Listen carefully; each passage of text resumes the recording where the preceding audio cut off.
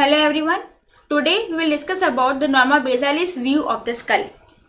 Now first of all, this is the Norma Basalis view of the skull. Now just for convenience of study, the Norma Basalis view actually divided into three arbitrary parts, that is the anterior, middle and the posterior. Now the anterior part actually formed by the hard palate. This is the hard palate. So it is formed by the hard palate actually exist up till the posterior border of the hard palate. That means from the beginning up to the posterior border is the anterior part of the Norma Basalis. From the posterior border of the hard palate to the arbitrary line which is actually formed anterior to the foramen magnum. This is the foramen magnum. So we just form an imaginary line over here, and up to here is the middle part of the Norma Basalis, and rest the posterior part is the posterior part of the Norma Basalis. Now in this video we will particularly talk about the anterior part of the Norma Basalis. Now over here you can just look that we have mainly the alveolar arches and the hard palate. So this anterior part is mainly formed by two main further parts, that is the alveolar arches and the hard palate. Now first of all, the alveolar arches. Now these are the arches which actually bears the socket for the root of the upper teeth.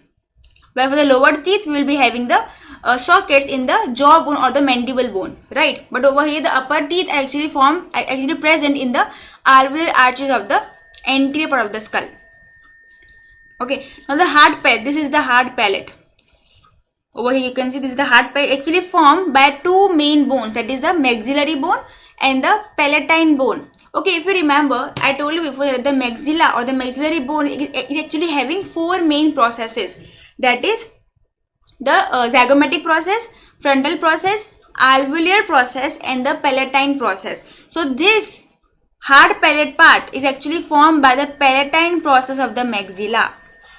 So the anterior 2/3 part of the hard palate is formed by the palatine process of the maxilla, while the posterior 1/3, anterior 2/3 by the maxillary bone, while the posterior 1/3 actually formed by the horizontal plate of the palatine bone. So anterior by the maxilla and the posterior by the palatine bone. Now the sutures over here, as you can see, here we will be having the cruciform suture. That means over here many sutures unite and form a cruciform suture. What suture actually present over here? It is the intermaxillary suture, interpalatine suture and the palatomaxillary suture. So whole this suture actually unite and form the cruciform suture over here in the hard palate. Now the dome is present over here, right? So this dome is actually arched in all directions and shows pit for the palatine glands. Now we have one foramen, that is the incisive foramen over here in the anterior median part of the hard palate. There is one foramen in the anterior median part of the hard palate is the incisive foramen of maxilla. Now two incisive canals, one from right and one from left, actually opens into the incisive foramen. And just remember that the left incisive canal is actually comparatively anterior to the right one. That means the right canal is comparatively posterior than the left one. Now over here, as you can see, this is also a foramen. Now this is the greater palatine foramen, one more important foramen of the anterior part of the Norma Basalis. Greater palatine foramen just behind the palatomaxillary suture. Okay, and just behind the greater palatine foramen we will be having 2 to 3 small lesser palatine foramen somewhere over here. It is not shown in this figure, but we actually have this, and it is actually present behind the greater palatine foramen, 2 to 3 number lesser palatine foramen. Now over here you can see this is the posterior border of the hard palate, and over here you can see one spine. This is the posterior nasal spine. Okay, and the palatine crest, this is the palatine crest. You can see some folded structure over here, you can see at the posterior border.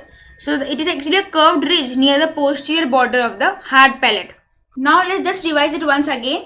We have mainly two parts in the anterior part, that is the alveolar arches and the hard palate. Alveolar arches actually bears the socket for the upper tooth, and the hard palate is actually having anterior 2/3 of the maxillary bone, palatine process of the maxillary bone, and the posterior 1/3 by the horizontal part of the palatine bone.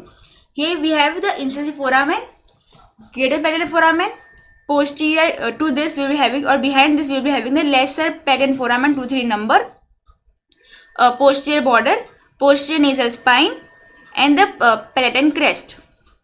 Now the muscle attachments of the anterior part of the norma basalis are, first of all, the palatine aponeurocytes. It is mainly present or attached at the posterior border of the hard palate, and at the posterior nasal spine. This is the posterior nasal spine. So this is actually the main origin of the musculus uvula. Okay, the musculus uvula is actually attached over here. Now the palatine crest, you can see this is palatine crest.